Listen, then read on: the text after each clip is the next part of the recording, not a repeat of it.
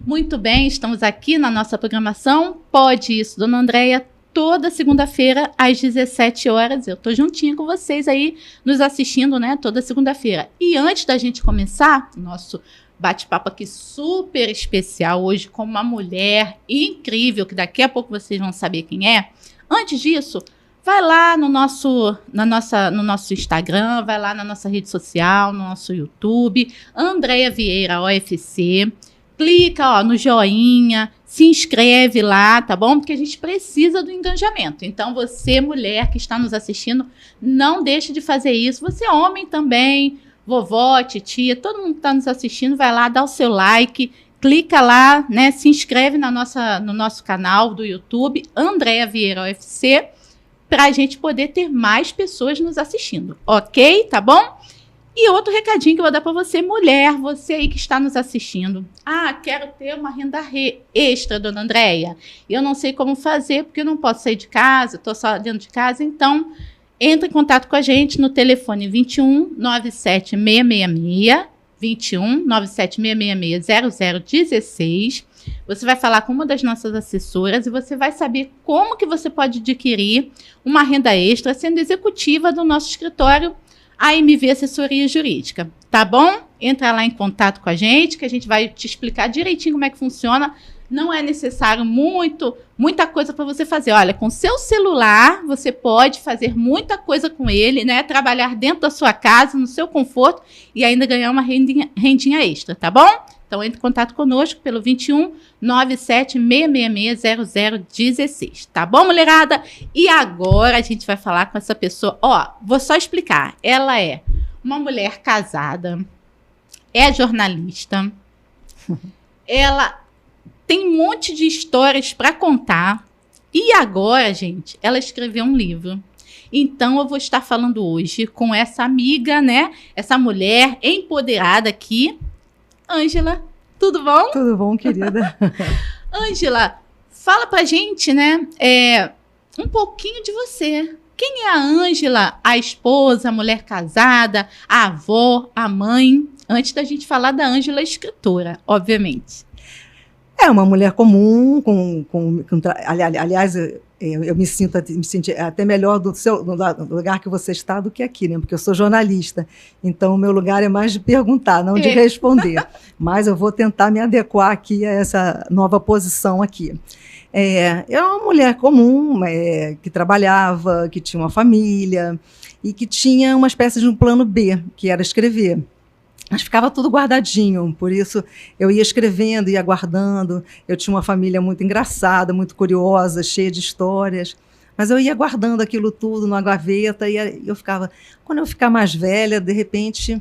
Porque eu tinha um pensamento assim de que a vida vai nos dando e tirando coisas ao longo do tempo, né?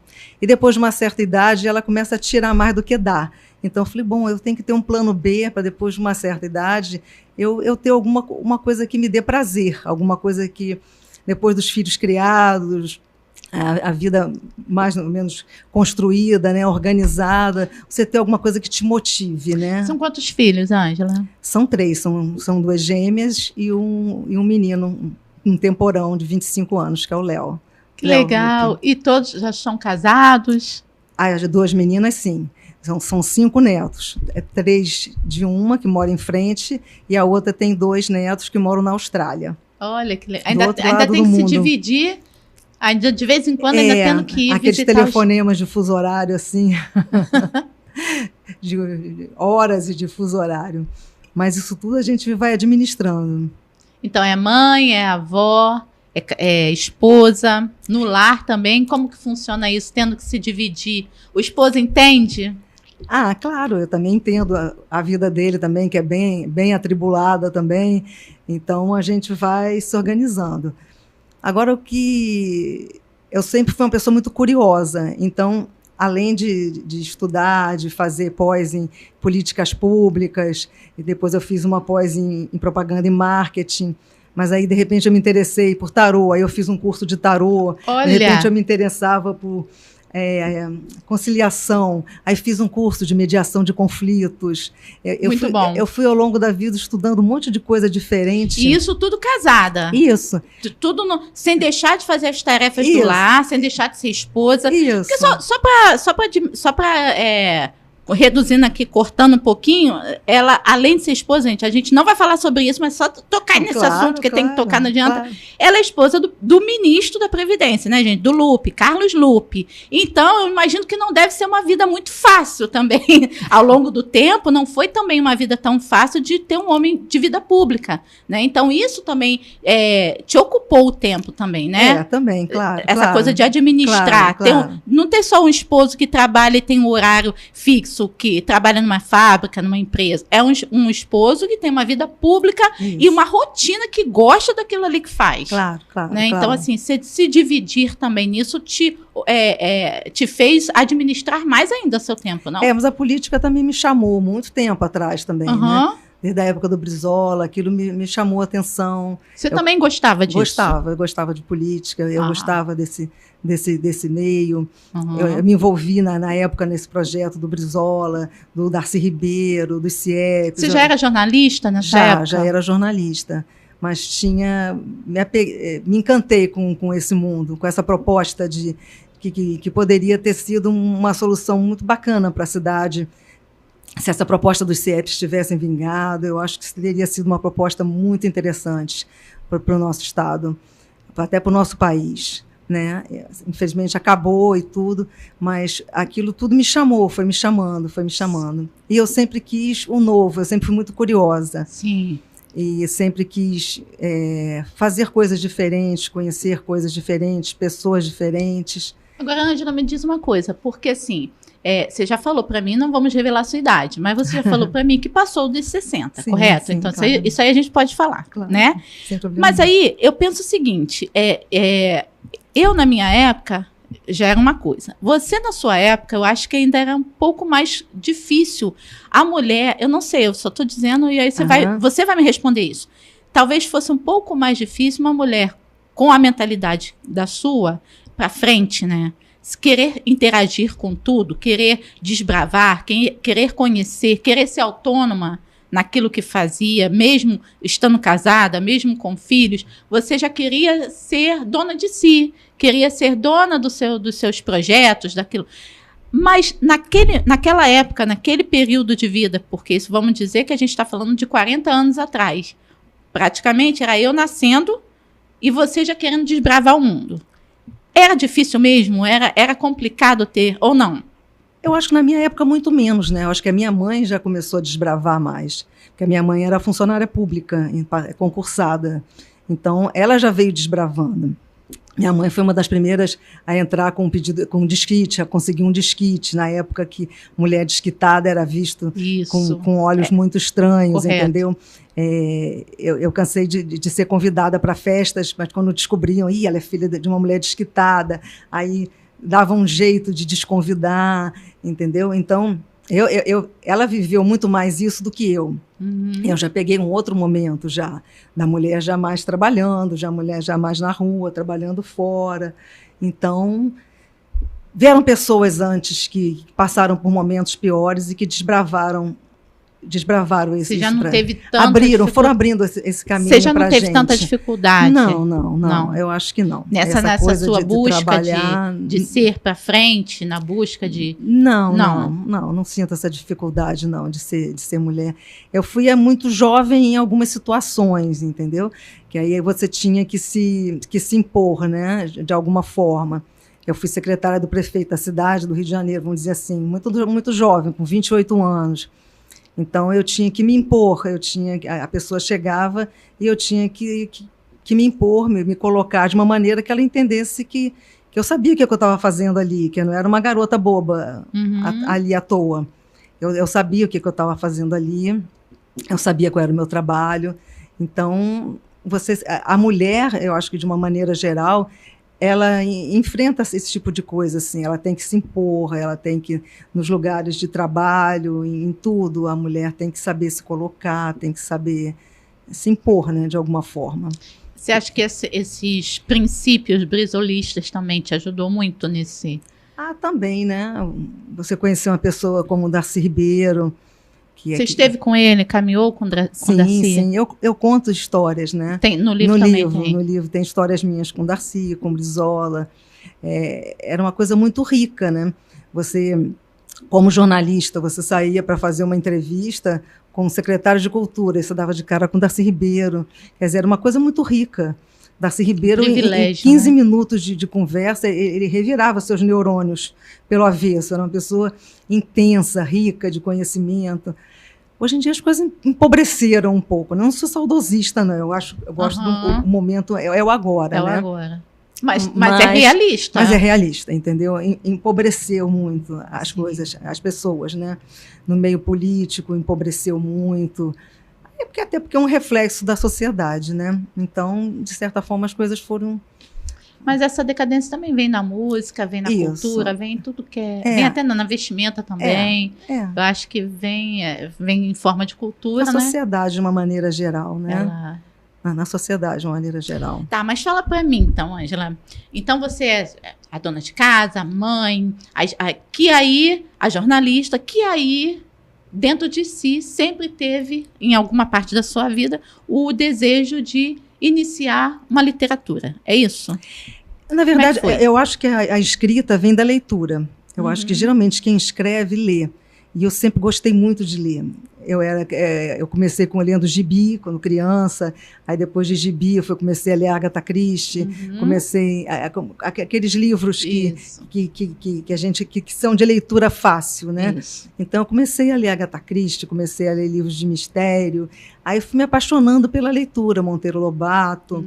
Aí, você vai se apaixonando pela leitura.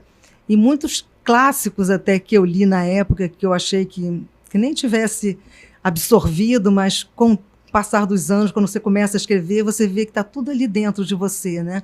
À medida que você vai escrevendo, você vai vendo que o conhecimento da leitura, né, vai ficando todo armazenado ali dentro. Eu acho que o que mais empodera uma mulher, eu acho que mais empodera as pessoas é o conhecimento. E o conhecimento vem através da leitura. Quanto mais você lê, mais conhecimento você adquire e mais você se empodera. Você tem um lugar de fala, né? Que aí você começa a querer escrever. A escrita vem da leitura. E eu acho que as duas coisas se conjugam. Basicamente, se iniciou assim, né? Com esse desejo de... E aí, como é que foi? Você foi cortando pedacinhos da história, assim. Você venceu uma história, aí você registrou isso. Você vivenciou outra. Foi mais ou menos assim? Ou não? Não, eram algumas historinhas que tinham... que eu ia juntando, aí eu ia escrevendo. Por exemplo, a história da minha irmã, né? Essa até que você perguntou. Tem uma outra Ângela. Teve uma outra Ângela antes de mim, que morreu com uns 3 aninhos. Aí, quando eu nasci, colocaram o mesmo nome da minha irmã que faleceu. Aí, por isso que eu tenho uma das crônicas é essa, a outra Ângela. Que aí eu nasci para ser uma substituta de alguém que tinha morrido, da outra Ângela. Tecnicamente, né? Foi isso. Tecnicamente seria isso. Mas não foi, porque cada ser é único, né? E aí você vem e se estabelece, e você conquista seu espaço, e a vida segue. Aí essas histórias eu comecei a contar, uma história aqui, comecei a contar uma história ali, mas eu ia guardando na gaveta. Que era um projeto meu para depois, Sempre deixando para depois, Isso, adiando, um dia eu vou escrever, Basicamente, assim, você começou a pensar nisso quando você tinha o quê? Uns 30 anos, Talvez. Os filhos já crescidos, né? Talvez por aí. E aquilo foi amadurecendo ao longo do ano, do tempo, né? Poderia ter começado muito antes, mas aí eu ficava adiando... Até porque a gente tem muitas coisas e a gente procrastina também mesmo as coisas, né? Vou deixando para depois, não deixando para depois. Aí o que delimitou a data ali foi a pandemia. Aí, de repente, eu me vi na pandemia. Eu falei, gente, não dá para ficar adiando projetos, porque o mundo, de repente, acaba, né? As coisas, de repente, acabam. Eu comecei a ver pessoas queridas, próximas... Indo embora, né? Indo embora, e você fica, gente... O momento é esse, não dá para ficar mais esperando. E aí foi que eu comecei, logo depois da pandemia, Aí eu criei um espaço no Facebook, Ângela Maria Rocha Histórias. Aí comecei a botar uma crônica, botar outra. Aí eu comecei a ver repercussão, comecei a ter um retorno. Aí eu fui ficando, gente, interessante isso.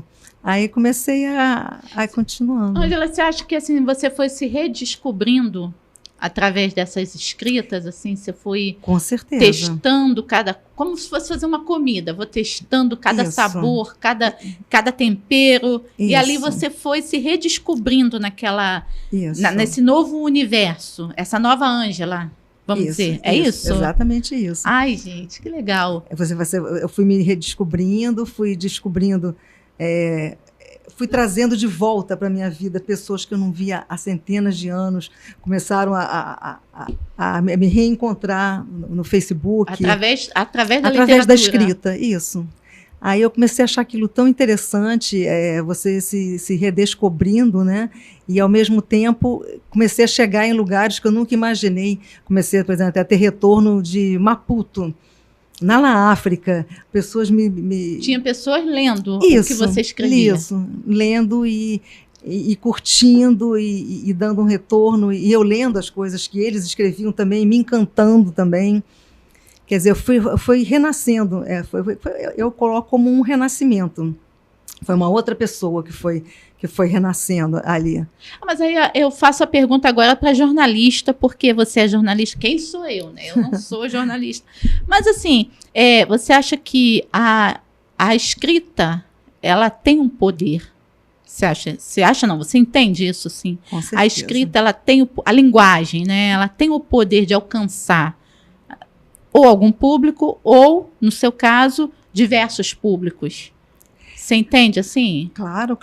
É o poder da palavra, né? Do sentimento que você coloca. Tudo que eu escrevo com muito sentimento.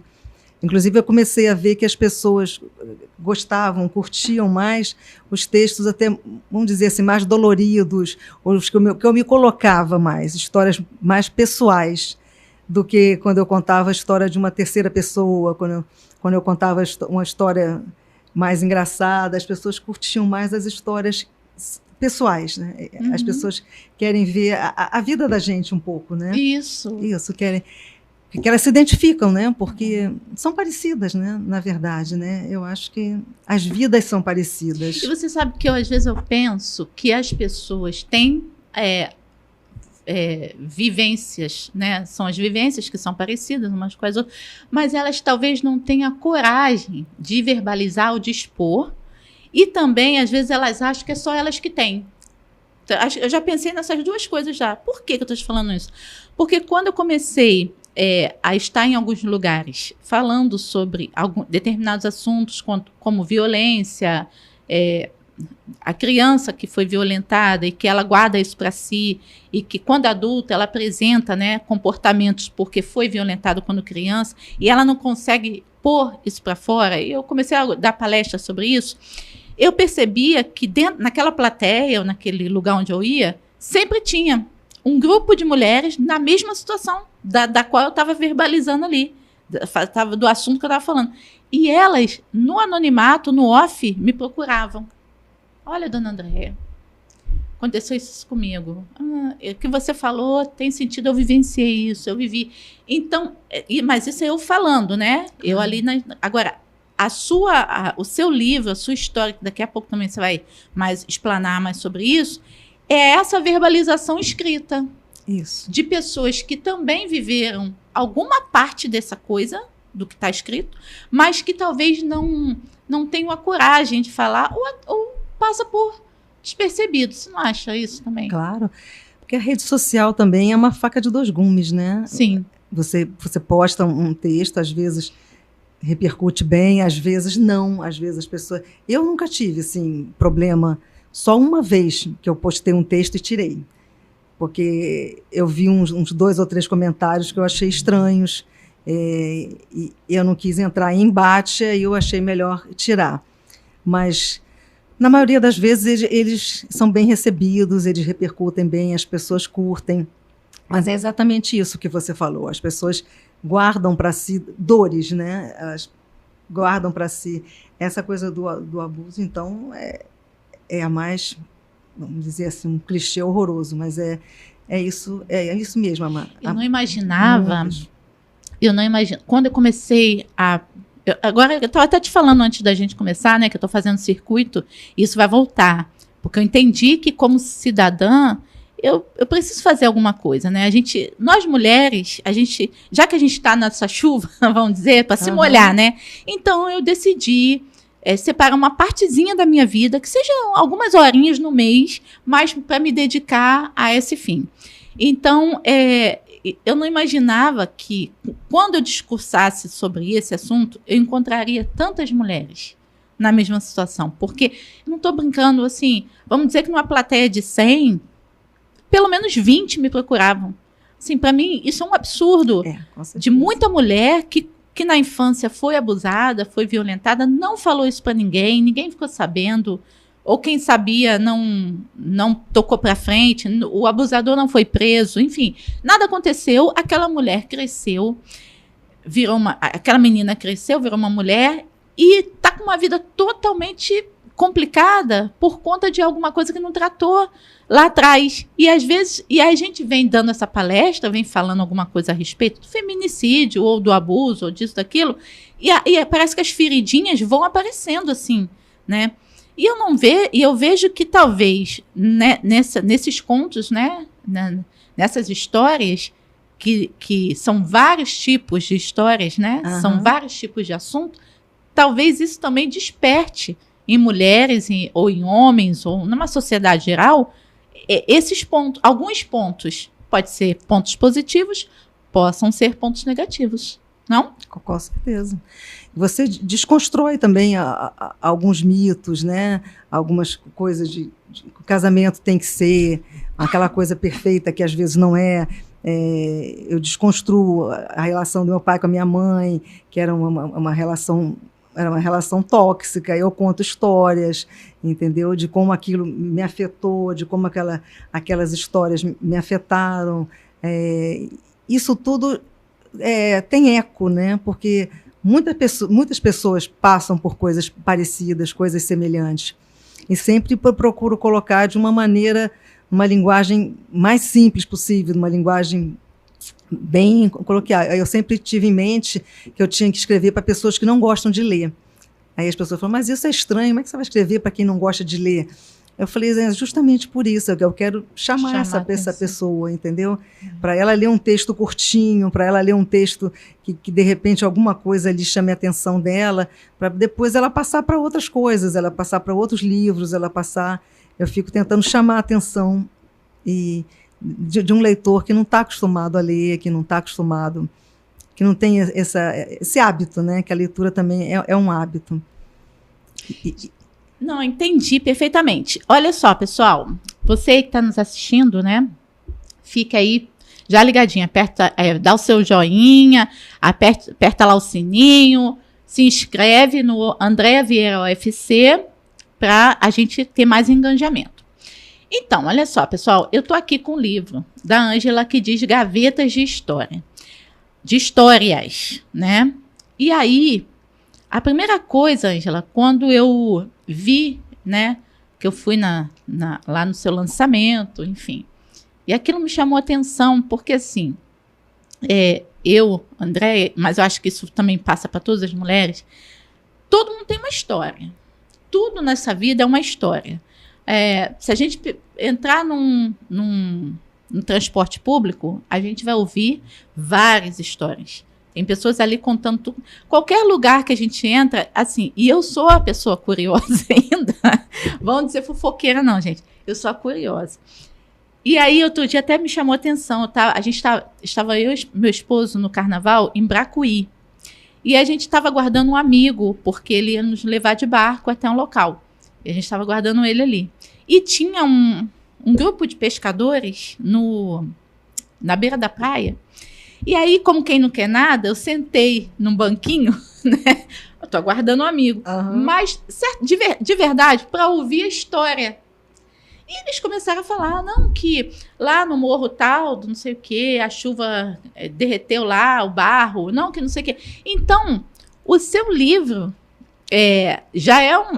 o título do livro, Gavetas de Histórias, já é algo que nos chama atenção, né? É tipo assim, poxa, talvez cada dia eu vou abrir uma gavetinha dessa aqui e vou ler uma história que pode ser alguma coisa que vai mexer com o meu interior, ou com a minha vivência, ou com aquilo que eu estou passando. Quando você resolveu juntar todas as histórias e produzir, né, e concretizar o livro, você pensou nisso? Pensou assim, nessa forma de unir várias histórias, porque isso poderia alcançar vários tipos de pessoas? Ou o que você pensou quando você começou, botou o tema Gavetas de Histórias? Também isso, né? Não especificamente, né, mas naturalmente, né? Como eram várias histórias, como vários assuntos diferentes, várias temáticas diferentes, e eu começo justamente falando, procurando por mim, né? Que eu procuro por mim. Quer dizer, na verdade, são histórias que de uma mulher que se empodera depois de 60 anos. E se empoderar depois de 60 anos é uma coisa muito bacana. É uma coisa muito bacana. Então, você começa a colocar para fora histórias que tem histórias boas, tem histórias tristes, mas tem histórias engraçadas. É uma vivência, né? E isso que você falou de prestar atenção. Eu estou sempre nos lugares, eu falo, gente, o escritor ele não é fofoqueiro, mas ele está sempre querendo personagens, né? Então, tem a história de Copacabana, de um morador de rua querendo um pastel de feira, que é uma história engraçada. São histórias assim que você pesca assim, no dia a dia. Uma história muito bacana que tem do Homem Nu, que eu vi num salão de cabeleireiro ali, uma coisa, vamos dizer assim, fútil, você ali sentada arrumando o cabelo, de repente alguém fala uma frase, conta uma história, que aquilo, eu já me mexi na cadeira ali, eu falei, gente, que história interessante, entendeu? A história de um rapaz mega triste que morava se descobrindo, e aí ele vai parar em Ipanema no dia e na hora que estavam gravando aquele filme O Homem Nu. E aí ele faz uma descoberta aí a história, né, que é a crônica, né? E ele se empodera a partir dali, ele resolve a vida dele. Ele era depressivo, e naquele momento ali ele se desperta para a vida e retoma um caminho completamente diferente. Aí, quer dizer, você prestando atenção numa conversa num salão de cabeleireiro, como tem história em aeroporto, prestando atenção em conversa em aeroporto, a pessoa vem falar comigo também, porque eu sou receptiva às estranhezas, não é porque uma pessoa é estranha que eu não vou chegar nem perto, não. Acho que o estranho é que mais dá vontade de colar, né? Isso. Tipo assim. Exatamente. Até para querer saber o porquê da coisa, né? Isso. Porque assim, por que a pessoa usa aquele cabelo de dread, assim? Aquele negócio. Isso já é uma ideia. Mas não estou falando no sentido pejorativo, não. Sim, eu sei. Tipo assim, cara, porque é difícil cuidar do nosso cabelo normal. Aí a pessoa já usa aquele negócio que eu não sei nem como é que faz. Aí você quer saber a história.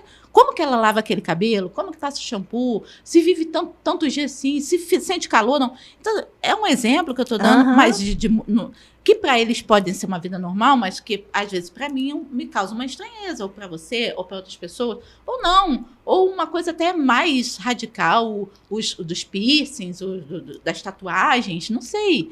Mas, assim, tudo me fascina. Eu penso assim, que tudo me fascina. Tudo. Exatamente. Eu não posso ver nada diferente, que para mim, eu tenho que chegar lá perto para saber o que é. Você já tem a alma de escritora, já. Menina, você isso. Vê. Mas é isso. É isso, é exatamente isso. É bom isso, não é? Eu tenho uma das histórias que eu tenho, é a Escolha de Sofia. Foi no aeroporto, uma mulher do nada senta do meu lado e começa a contar uma história e perguntar a minha opinião, entendeu? É uma mãe que pede para um assaltante trocar um filho pelo outro. Na hora do assalto, o assaltante fala, eu vou levar a sua filha e vou deixar daqui a uns 100 metros daqui, eu vou deixar ela, e não sei o quê. Aí ela fala, não, troca, deixa ela e leva ele. Quer dizer, Então ela estava protegendo a menina, né? ela pede... Assim, na mente dela. Mas tecnicamente é uma coisa estranha, né? Porque ficou mal para ela, né? Tanto que ela pegou uma pessoa estranha, que ela nunca viu na vida, que era eu, no aeroporto. Ela sentou do lado, contou essa história e pediu minha opinião, se eu tinha feito errado ou certo. E aí a história está no livro. Já está lá. Quer dizer, quem sou eu para julgar uma mãe assim, entendeu? São atitudes de momento, né, que a pessoa toma. Mas muita gente comentou, mas, poxa, uma mãe pedir para trocar um filho pelo outro é esquisito. Eu falei, mas a vida é esquisita. História. E é uma história. E tem um porquê. Isso. E ela explica por quê. O livro aqui diz. E ela explica por quê. Mas são coisas, são estranhezas, vamos dizer assim, coisas da vida, coisas humanas, né? O ser humano toma atitudes, o ser humano faz coisas estranhas. Menina, aqui no livro diz que você viajou 20 países. É isso? Por aí. Mais de 20. Menina do céu. E sendo mãe... A China, inclusive. Sendo mãe, sendo avó, sendo esposa. Né? Eu tô frisando isso, né, para você entender que são muitas mulheres que nos assistem, para que elas também entendam que não tem necessidade de largar uma coisa ou pela outra. Nada você impeditivo. Pode ser tudo isso. Nós, mulheres, temos esse poder, né? De ser tudo e muito mais. Porque, assim como estamos falando aqui, nós temos mulheres de excelência que estão nos assistindo que ainda não se descobriram. Que ainda podem entender que podem muito além do que estamos sendo aqui nesse momento. Que também, eu vou te falar, até desabafar, foi o caso, né? Vamos desabafar aqui de uma jornalista para uma quase jornalista. Tô brincando. Mas assim, de pessoas que muitas vezes acharam que eu não tinha nada para fazer. Porque não conseguiam entender como que eu conseguia. Como que eu consigo lidar com tantas coisas ao mesmo tempo. Sim, não sei, é de mim mesmo, mas assim, porque eu acho que eu sou uma mulher que eu tenho poder para administrar tudo isso, para ser casada, para cuidar de filho, cuidar de filho que eu não tenho, mas para cuidar de marido, cuidar de casa, cuidar disso, daquilo, e ser a pessoa que eu gosto de ser, comunicativa, de estar à frente de negócios, de cuidar.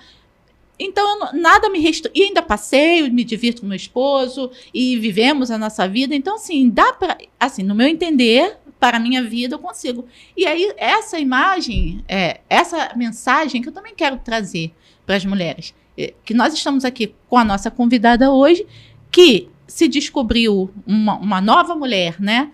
Depois de 60, mas que também, antes desses 60, estava aí vivendo.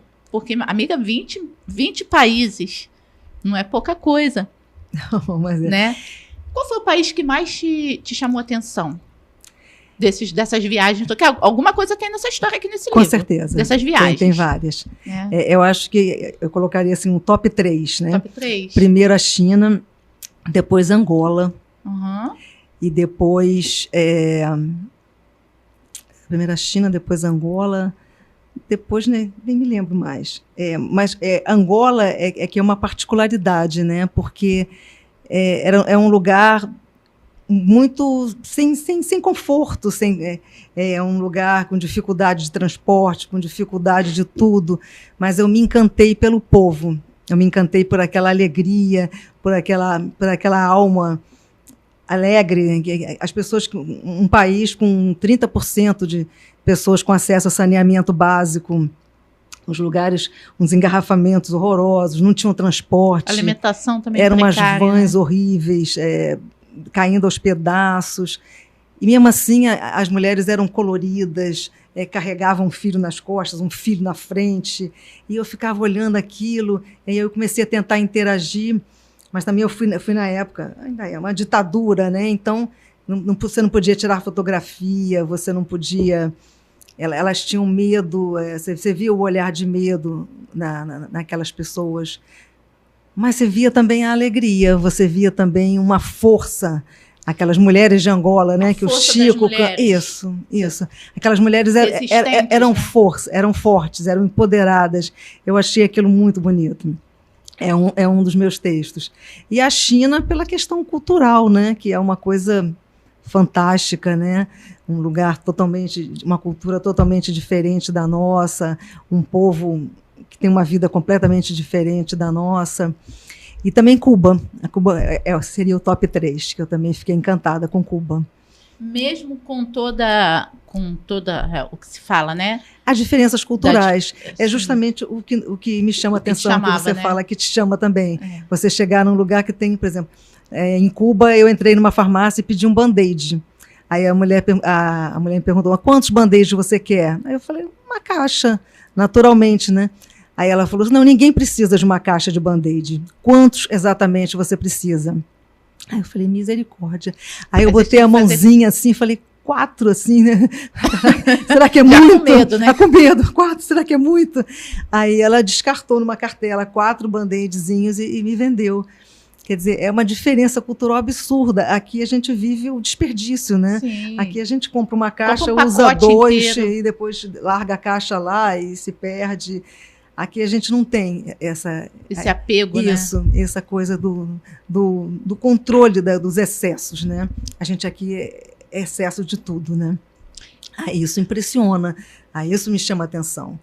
Você vê que também, não na Angola, e nem em Cuba, mas em Portugal, até uma folhinha de alface, ela é vendida embalada, 2 folhinhas de alface embalada, justamente para não ter o descarte.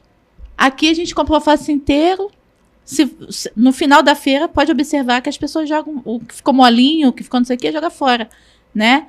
E enquanto em outros países, isso não é descartado. 2 folhinhas, 3 folhinhas são embaladinhas e é vendido separadamente do molho, só para não ter o desperdício. É interessante, né? A cultura do desperdício, né? Que agora até começam alguns supermercados, mas eu acho que botam uns pacotinhos com coisas menores, sim, né? Picadinho. Frutinhas picadinhas. Mas aí também vem a banana picadinha. Também é meio estranho também, né?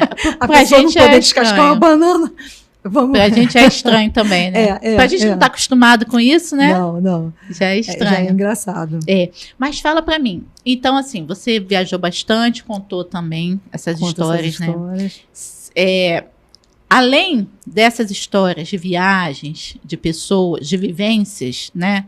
De pessoas, também tem alguma coisa relacionada à sua vida particular, enfim, ou não, ou sua vivência familiar. Você já até falou numa dessas histórias da substituição, entre aspas, da sua irmã que faleceu, né, e tal. Mas uma história que você me contou antes do livro foi que você teve que ser responsável muito cedo, porque com a perda, né, da sua mãe, já você ainda muito nova, teve que ter algumas responsabilidades que uma menina de 19 anos, de 20, talvez não tivesse só com 40. Isso. E você passou a ter com 20.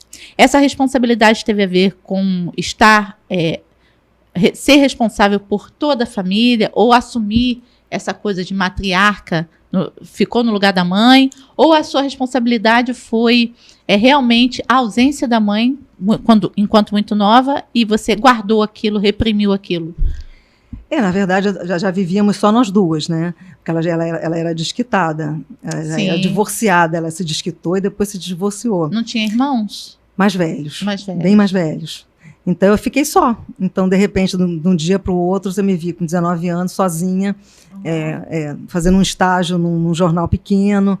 Então, você toma as rédeas da sua vida, você amadurece muito. Muito rápido. Mas, ao mesmo tempo, você não tem nem tempo de vivenciar o luto, você não tem tempo de vivenciar aquilo.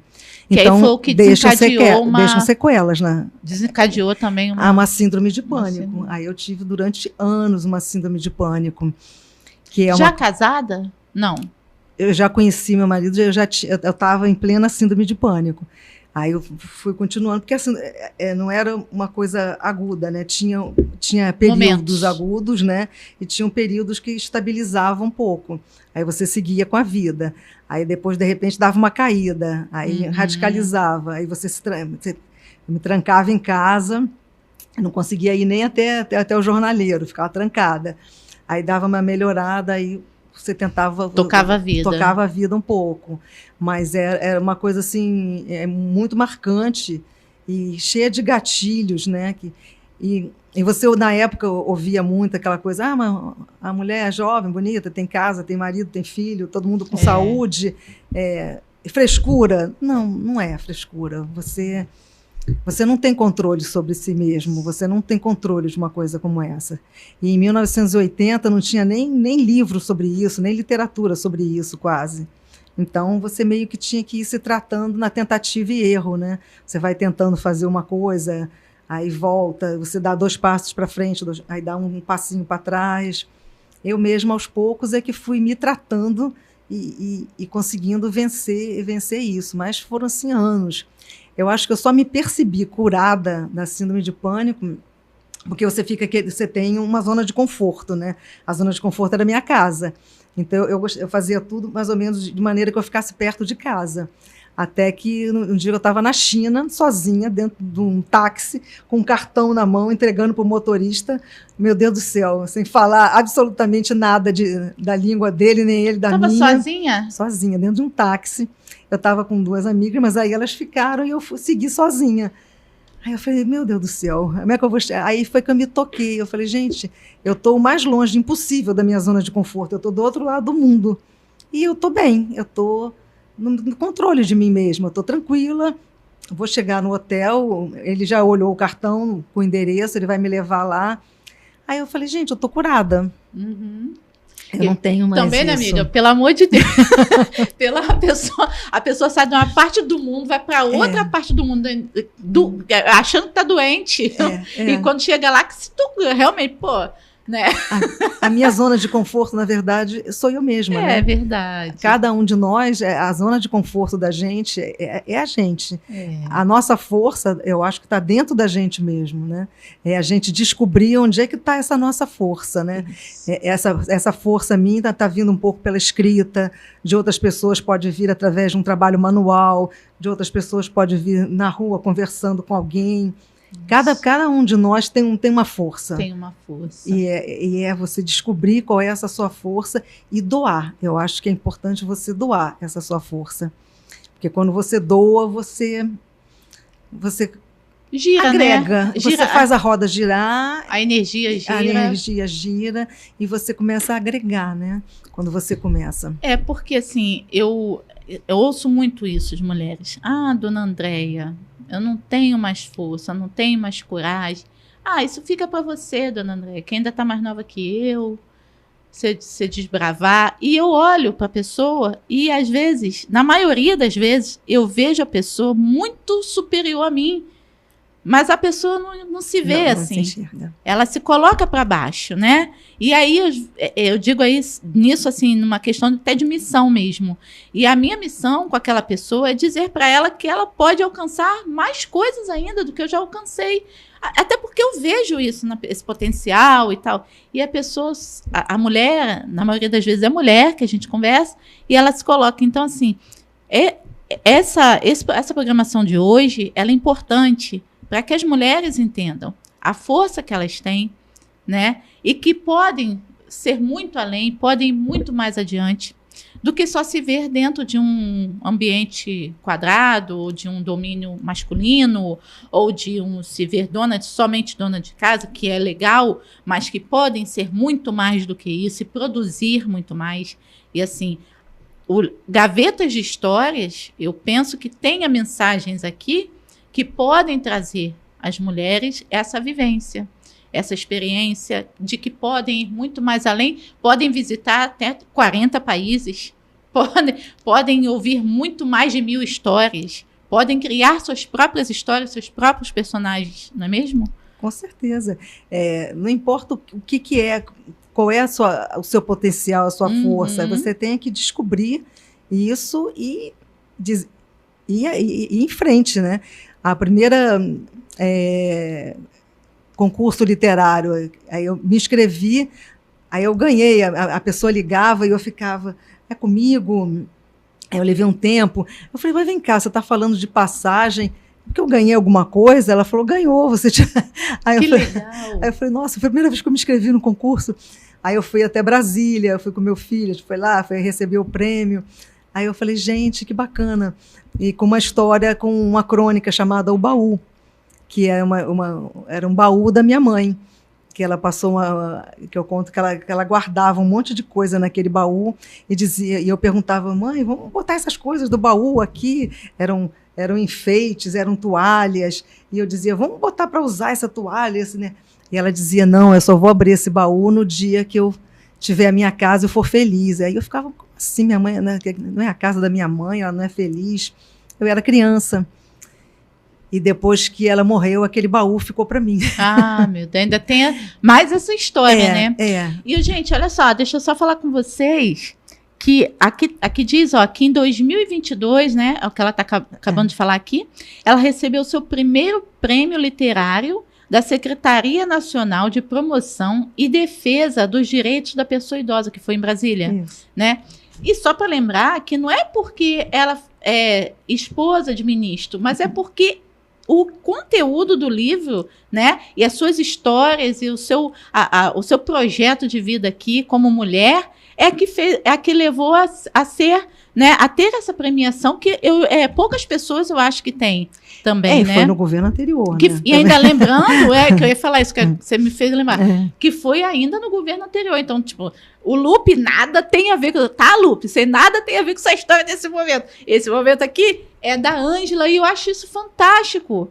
Fantástico. Uma mulher que se descobriu nesse sentido, nesse contexto literário, após os 60, e logo em seguida já recebeu aqui, ó, o primeiro prêmio literário da Secretaria Nacional de Promoção e Defesa dos Direitos da Pessoa Idosa. Acho fantástico, Ângela. Isso é muito lindo. Mas não é fácil a gente se empoderar, não. Não é. Não, a gente tem que buscar... É um processo. É um processo. É um processo lento, é um processo de muitos anos. Cada um tem o seu processo, né? Para algumas pessoas é mais fácil, para outras é mais difícil. Você acha que você tinha medo disso? Tinha, com certeza. Com certeza. Medo de, talvez, o que vão pensar, ou aonde eu posso chegar com isso? Isso, onde eu posso chegar. Ou posso chegar em lugar nenhum. Será que eu vou saber segurar a onda disso? Vou dar conta? Vou dar conta. Essa é a ideia, né? Agora, uma mulher que viaja 20 países, tem filhos, mas tem a gente netos. Tem inseguranças. E não consegue. É igual, é para todo mundo. Todo mundo tem, mundo tem. Não importa o quanto você tem na carteira, o quanto onde você mora, o quanto... A gente não se dá conta, não. Não. O ser humano é frágil, o ser humano tem suas fragilidades, tem suas limitações, e vencer essas limitações e tocar o barco e dar um passo adiante é difícil para qualquer um, mas é bom demais quando você... É um gostinho, né? É um gostinho.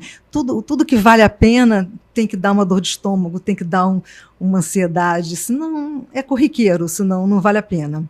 É verdade. Tudo que vale a pena faz o coração bater mais forte, dá ansiedade... faz parte do processo, é isso que é bom, é isso que torna a coisa diferente. Agora, presta atenção, esse é o nosso último bloco, né? Tá. A gente termina, não daqui a 15 minutos, mas já tem coisa pra caramba pra gente falar. Mas agora entrou o bloco da pessoa que eu sou fã, né? Que a gente vai fazer um bate-bola agora, que é a Marília Gabriela Morena. Né? Porque não tem a Marília. Eu falo toda a minha programação. Marília, Gabriela, se você estiver me assistindo, venha no meu podcast em Caxias. Saia de onde você está, venha no meu podcast em Caxias, porque eu sou sua fã, tá bom? E eu estou entrevistando. Você pode entrevistar a Ângela também, que não tem importância, né? Né, Ângela? Estamos aí. Mas eu faço Marília Gabriela Morena. Então. Mas eu sou péssima desse negócio, desse negócio de jogo rápido assim. Eu acho que eu sou ruim nisso. Vamos ver. Amiga, é isso mesmo que nós vamos fazer agora, nesse momento. Mas antes de eu fazer o bate-bola aqui da Marília Gabriela Morena, né? Eu quero falar para você apertar o sininho aí, se inscrever na nossa rede social, Andréia Vieira UFC, e na Metropolitana, que também está aqui embaixo, já está sendo postado aí, para você nos ajudar a engajar a nossa programação, nossas redes sociais aí, para a gente continuar fazendo o melhor conteúdo possível para você, ok? Então vamos lá agora nesse bate-bola, assim, né? Da Andréia, pode ser Dona Andréia, imitação da Marília Gabriela. Não sou loura, sou morena, mas a gente vai lá. Sonhos. Muitos. Se a gente não sonhar, não vai a lugar nenhum. Sonho em crescer profissionalmente, sonho em escrever melhor e mais, sonho em continuar viajando, sonho em continuar fazendo o que eu faço, tendo autonomia para fazer tudo que eu gosto de fazer. Tenho muitos sonhos. Uma viagem. Passada ou ainda que eu quero fazer? Quer fazer. Quero ir ao Marrocos, quero ir na Austrália, conhecer o mundo que a minha filha está vivendo agora lá. Tem uma fila de viagens que eu quero fazer ainda. Eu gostaria de conhecer o Lago Titicaca, que é da Peru. Isso. Gostaria de conhecer. Esse já é um sonho meu também. Eu vou dividindo meu sonho contigo hoje. Uma especialidade culinária. O que a Ângela, escritora, gosta? Não é para comer, não. É o que você faz. O que a dona de casa, Ângela, faz? Eu não sei fazer muito o básico. Um arroz, um feijão, eu não sei muito fazer um básico assim, não. Mas eu me viro rápido na cozinha, eu gosto de fazer uma salada incrementada, cheia de coisa. Eu tenho... É mais limitado esse meu mundo aqui. Eu gosto de uma tilápiazinha, eu gosto de fazer um franguinho. Mais saudável, né? Procuro ter uma vidinha... Uma carne branca. É isso. Coisas assim mais levinhas, E quando a gente viaja, a gente enfia mais o pé na jaca. Aí já dá para abusar um pouquinho. Já vai fazendo regime o ano todo. Quando for viajar, já vai abusando, né? Mas basicamente isso. Eu falei, não sou. Na minha casa não pode faltar ovo. Ovo. Interessante. Por mim, eu gosto muito também, e pelo meu neto. Eu tenho um neto que é louco por ovo, e ele chega lá em casa, a primeira coisa que ele quer, vó, ovo. É cozido, ovo. Frito? Ele gosta de come de qualquer jeito, ele ama ovo. Então não pode faltar ovo lá em casa. E não pode faltar também alegria, paz, amor, essas coisas todas. E tranquilidade, eu gosto de tranquilidade. Educação. Fundamental, acho que é a base de tudo. É a base de tudo. Educação no sentido até mais amplo da palavra, né? Educação como instrução, como leitura, e educação no trato, né? No trato humano, né? A gente precisa também, eu acho, educação no sentido mais amplo da palavra. A mulher de hoje está mais evoluída que a mulher de 40 anos atrás? Ou você acha que piorou ou melhorou? Olha, é difícil, refletir muito isso. Algumas coisas eu acho que melhorou, algumas coisas talvez não sei. Eu acho que a gente está vivendo um momento, eu acho que de transformação, de mudança. Eu acho que algumas coisas evoluíram e algumas coisas eu acho que regrediram. Eu penso que na parte, vamos dizer, das mulheres mais novas, né, que estão começando a vida, estão saindo da juventude para a fase adulta, pelo menos é o que eu observo dentro das escolas públicas, há um grande retrocesso.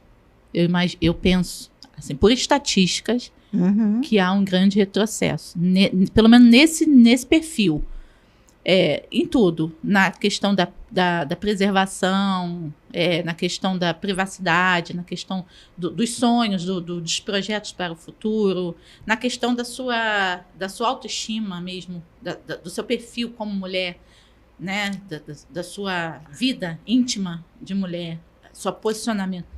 Eu entendi que houve um retrocesso. Infelizmente, eu acho que sim. Penso que mulheres antigamente eram muito mais colocadas, muito mais conhecedoras de si, embora não estivessem sendo travadas, mas sabiam o que queriam e eram conhecedoras de si. Hoje, é muito geracional, né? Também tem a questão de geração. Geração, eu acho que teve a geração que teve que abrir caminho, e teve uma geração que entrou aí meio... Mas eu fico assim um pouco preocupada. Eu também fico. Com essa situação, porque se eu vejo mulheres saindo de fase jovem para adulta com esse retrocesso, eu não sei o que será da próxima geração. Como que virá a próxima? Eu já fico pensando nessa hipótese. Eu espero que melhor. Eu espero que mais conscientes da sua força, do seu poder enquanto mulher, de se fazer respeitar, né, enquanto mulher, profissional, mãe. Eu espero que mais forte. E a pergunta que não quer calar. Você acredita em extraterrestre? Olha... Sim ou não? Sim ou não? Não, quer dizer, eu não sou muito... Eu não gosto de filme de ficção científica, eu não assisto, eu não leio. Não é um assunto que desperte. Eu acho que já tem coisas... Demais, né? Coisas boas demais, excêntricas, estranhas, diferentes aqui pra gente ver, do que uma coisa assim muito utópica. Então eu diria que não. Não acredito em eu resumiria dessa forma. Não acredito na cidade de Ratanabá, não acredito em nada disso, né? Lá que o mundo é plano, a Terra é plana, não. Teoria da conspiração, tô fora, né? Isso. Ângela, antes da gente terminar, eu quero que você deixe uma mensagem para todas as mulheres, né, que estão nos assistindo, especificamente porque esse é o mês que eu separei só para as mulheres, né? Então, em homenagem às mulheres, eu trago mulheres aqui com as suas vivências para poder trazer uma mensagem para a gente. Eu vou até estender, não vou deixar só março, não, vou deixar abril e vou terminar em maio, porque maio é o mês das mães e tal. Então, eu vou fazer um circuito de 3 meses, basicamente todos com mulheres. Mas eu quero que você deixe uma mensagem, porque... Assim como você, dona de casa, esposa, avó, mãe, se redescobriu em algum momento da sua vida com novos trabalhos, até daquilo dentro da sua própria profissão, que é o jornalismo, que dirá mulheres que estão nos assistindo agora, que estão pensando em desistir de tudo, elas podem mudar essa visão e a gente pode, com essa programação aqui, transformar a vida de muitas mulheres. Então, eu gostaria que você deixasse aqui, em homenagem ao mês das mulheres, uma mensagem para elas. Ok?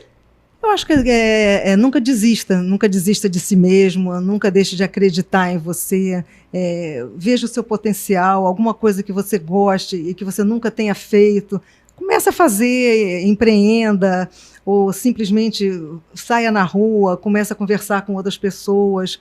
Todo mundo tem alguma coisa para dar de si, alguma coisa interior, algum objetivo. Vá em frente, siga seus instintos, respeite seus instintos, siga a sua intuição e empreenda e faça as suas coisas. E todo mundo tem esse poder, esse momento, né, de dar essa virada na vida. Então, veja, escolha esse seu momento, perceba esse momento e dê essa sua virada na sua vida e vá em frente. Muito bem. Aonde que a gente pode estar procurando adquirir o seu livro? Como é que está essa parte sua? Tem na editora Telha, né? No site da editora Telha. Tem na Amazon também, acho que na americanas.com. Ou direto no meu Facebook, no Instagram, no Angela inbox, Rocha, né? Isso. E aí você me encontra lá. Você dá palestra também? Traz tiver algum evento que as pessoas possam convidá-la para você falar um pouco sobre o seu livro? Você faz essa parte também? Claro. Quer deixar algum contato, além do Instagram, um e-mail? angelamrocha@terra.com.br. Pode repetir? Ângela M. Rocha, tudo junto, @terra.com.br. Porque é legal que às vezes tem alguma instituição que nos assistindo, né? Algumas pessoas nessa situação que pode estar levando o seu projeto, o seu trabalho para essas instituições e ali ajudar outras mulheres ou familiares, outras pessoas, né?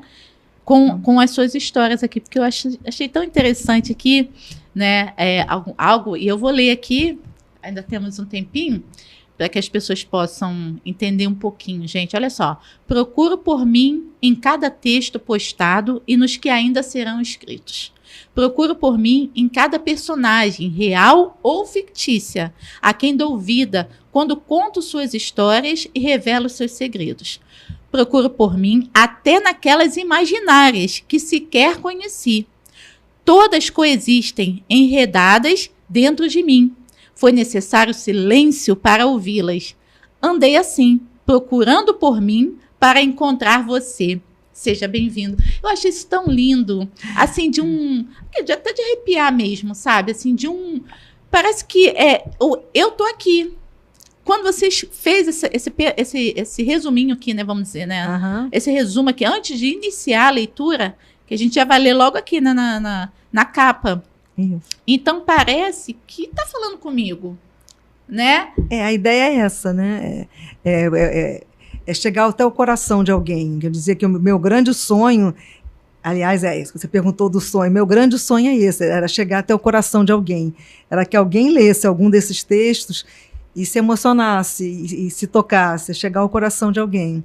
Aí quando você percebe que você está chegando no coração de um aqui, outro ali, aí você vai ficando cada vez mais empoderada e mais feliz.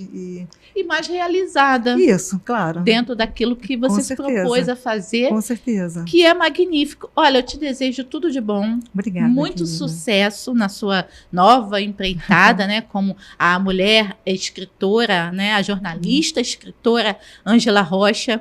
E tudo de bom e que as mulheres que estão nos assistindo entendam que mulher levanta mulheres. Isso. Mulheres empoderam mulheres. E assim, se nós continuarmos nesse ritmo, a gente vai conseguir inibir cada vez mais ou travar cada vez mais que o mal chegue até nós, mulheres. Porque somos consideradas o sexo frágil, mas não entendem a força que temos.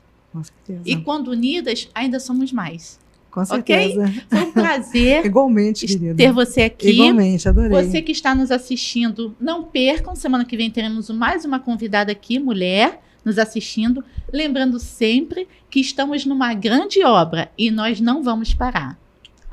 Até semana que vem. Um forte abraço. Tchau, tchau.